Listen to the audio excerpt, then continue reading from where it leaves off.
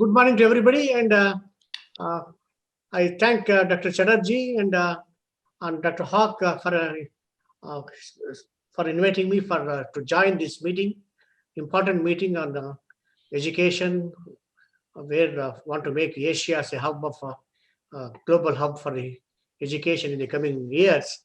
And I also would like to thank my other panelists, distinguished panelists from the countries very nearby India and part of the Asia, and all the organizers for having invited me to be part of this panel to talk about how to drive Asia to be an education hub for the globe, and a very interesting topic. And I just, as Dr. Chatterjee was telling, to introduce myself, perhaps, I am basically a professor in metallurgy from the Indian Institute of Science, and I have traveled through in the last 50 years. I all got educated at the Indian Institute of Science, where I took all my degrees. Then I've been there since for last 50 years, my association with the Institute of Science. Then in between, I traversed through a different ecosystem of education in this country, different governing standards, governing processes, and different levels of kind of funded institutions where I was a part of the IISc and IIT system. Still, I've been there. And I was also a founder director of the IIT Roper for 6 years. I was also tested a little bit of the government processes and working partly with the government as a secretary for science and technology for the government of Karnataka while I was at the Indian Institute of Science. As a professor, I was holding additional charge. So then, after educated at the Institute of Science and the system in IITs, then I traversed back to the state system. Okay, in the last 3 years now, I've been the Vice Chancellor of the Anna University, which is the state sector, which is, as Dr. Chatterjee and others mentioned, it was identified to be the Institute of Eminence, but got into some turbulent times. Okay, anyhow, and I have seen this system, reasonably I've understood, my own insights and analysis of where is the education, where are the universities in the country, especially in India. Of course, with respect to the Asian regions, also we'll talk about it. And uh, with this Anna University, I'll just take a minute of my time. This is the oldest technical institution in the country. In fact, before Roorkee became a university, before Roorkee came into picture, the School of Survey, which started during the British period, 1794, it means what started as a school of survey, as a small engineering school to prepare to train the surveyors during the British regime, eventually became what you call now the College of Engineering, Guindy, which used to be the very famous and iconic institution, which is still now. And consequently, with the formation of the universities, technical universities, and all, it became a university called the Anna University in the 1978, and we have expanded because the country expanded in the higher education system, including the technical education. We opened up, we increased the access to the people who were not during the early days were not able to get into higher education, especially technical education. So today, Anna University is the largest technical university in the country, with nearly 600 institutions, okay, across the state of Tamil Nadu. These are about 600 private institutions. We have the Anna University has 4 university departments and 16 constituent colleges, and it's a very, very large university, and also large diversified university in terms of the disciplines. You have 50 departments, which you normally don't see in any IITs and any technical institution. You have leather technology to the petrochemical, pharmaceutical, everything that you can conceive it is there in this university. Okay, with that introduction, now let me come back to the how we can what is the current status of Asia as for higher education. Where does it stand today, and how we can change that one further? Perhaps I will reflect on that one based on my experiences and my insights and all. As we all know, Asia, as Dr. Chatterjee and others were talking about, the drive is to make Asia the century of the yeah, to be this, to the hub for everything, as a, uh, now if you look at the economy, the if you combine the economy of the Asian nations, perhaps far exceeds many of the other continents, including perhaps the United States. I think Dr. Chatterjee must quote, I don't know the number and all. As an economist, I think he can tell that one at no time. What is this, the present total GDP of the Asian nations compared to the United States or even European nations, perhaps put together. And you have the largest population, for a share of the population, global population, and the largest combined GDP economy, and the largest talent forces, a different wide variety of cultures, Far Eastern culture, Indian, Japanese culture, and so on, known for its ancient civilization. Okay, so we are all have been at a great advantage. And if you look at the United States, the largest number of these students, who are graduates or postdocs, are called from the Asian region. Okay, in fact, if once United States, for some reasons, drive out all the Asians, the system will collapse. The education system of the United States will collapse.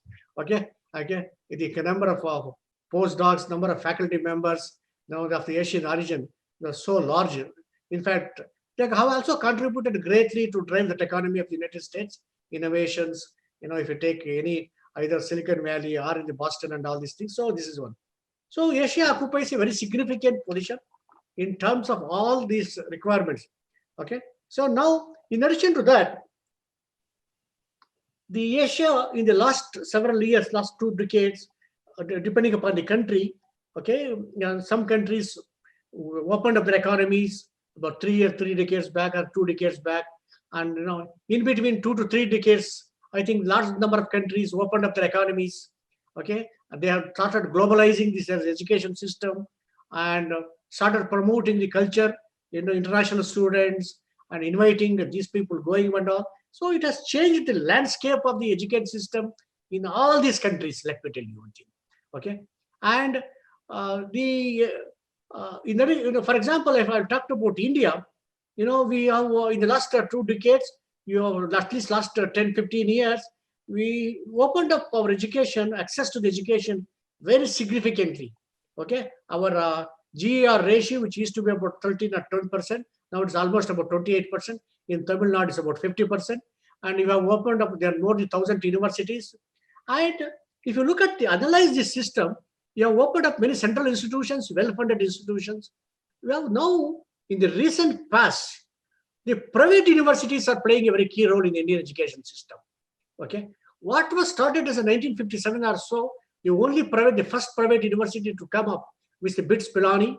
After that, there are not many universities came up. But in the last 20 years, many universities are coming up in the private sector, perhaps, and the very, very first, what you call the tripartite, this combination of the government and private sector, the Tatas, the Indian Institute of Science, famous. We started in 1909, is more than 110 years back. Okay, and that laid the foundation how a private philosopher, entrepreneur, can contribute to the education system in the country.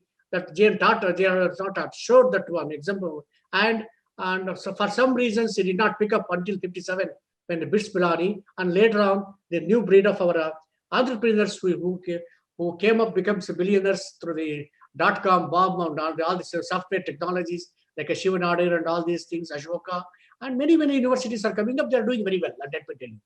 The scale of these private universities are different. There are small private universities. There are reasonably big private universities, and they are attracting talent. I think the kind of ecosystem, I know in many of these private universities, I think I know many of the private universities are playing an important role in the education system, not only providing access to the education, even they have become research intensive. Some of the universities that I see in the last 5 years, I think they have grown in ranks, and they have become a very prominent institutions in the country. In fact, if you take this Stanford world class, what the 2% of the world class scientists, some of the scientists come from the small universities now these days. Okay, leave alone this iconic, well-funded government institutions, nationally important institutions which have been in existence. And in the next 10 years, I feel these private universities will sometime likely to overtake many of the national institutes of national importance, provided the same kind of philosophy, philanthropic attitude is being continued by these private entrepreneurs, like many of these people don't want to mention their names, so that can happen. Because the ecosystem that exists, that the two reasons that can happen, because there's a lot of encouragement, this ecosystem is changing, but in India, the public universities are crumbling. Let me tell you one thing, really crumbling, because my own experience with this one, okay, there's a misalignment of the stakeholders. That's the university administration, or the governing, there's administrators, the bureaucracy, and the political system. There's a complete misalignment. And I'm telling you openly, because I'm very candid in telling you what is the reasons for this failure of this. Despite the abundant talent that exists in these universities, with the students, but the ecosystem doesn't promote what you call that one. So now let us stop about the things. Now coming to the Asian region now, I would like to say many of these in the last 30 years, many of the countries have done extremely well. Okay, they have moved fast. Every country is moving, progressing, but some countries are jumping, just like that, like cheetahs, they are running at a very high speed. Okay, for two countries that I can imagine, is Singapore and China. Okay, now if you see even in the later on, I think the world class ranking and all these things will come into picture. I just like to mention one point here. In the global ranking of the number of publications in the Nature Index journals, Nature Index has got about 64 high quality, high impact journals.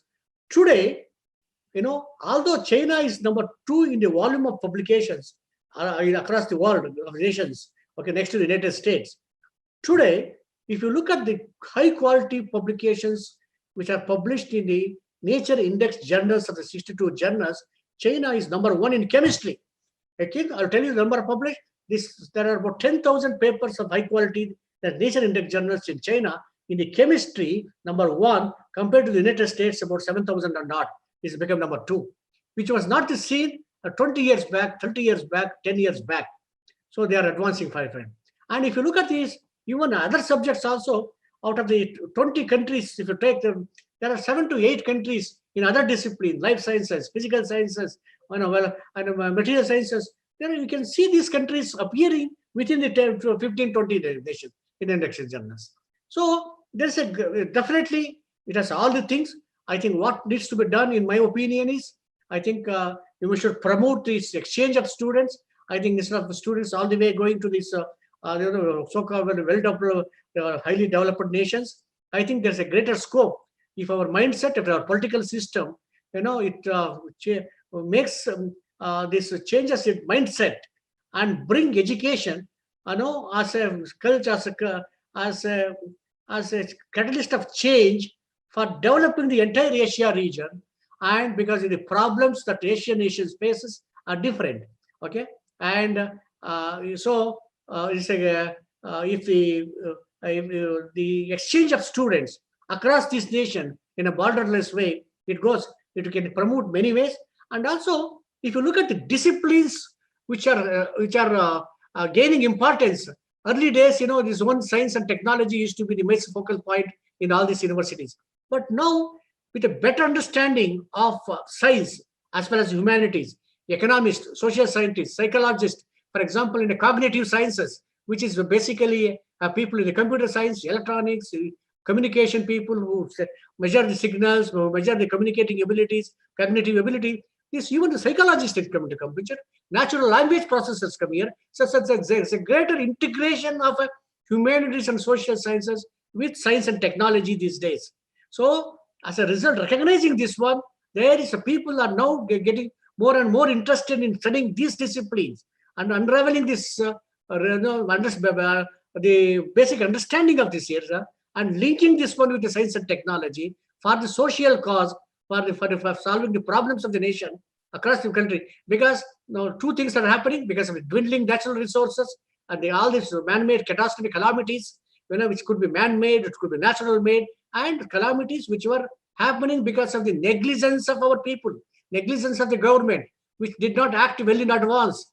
The most typical is one perhaps is our famous COVID-19, and many other diseases, and people slept over it perhaps, And so the neglected disciplines, which has to be tackled in the coming years, because it is in addition to the developing the new technologies, the anticipation of this kind of all these calamities which can happen because of various reasons, because of the increased consumption, the change of way lifestyles, and negligence of the ecosystem, nature, and all these things, can contribute to this kind of calamities, which I think the people of the Asian region has to look, and Asia should work as a nation, not as a continent, and bring all the people and become certainly has all possibilities of leading the world in all these things.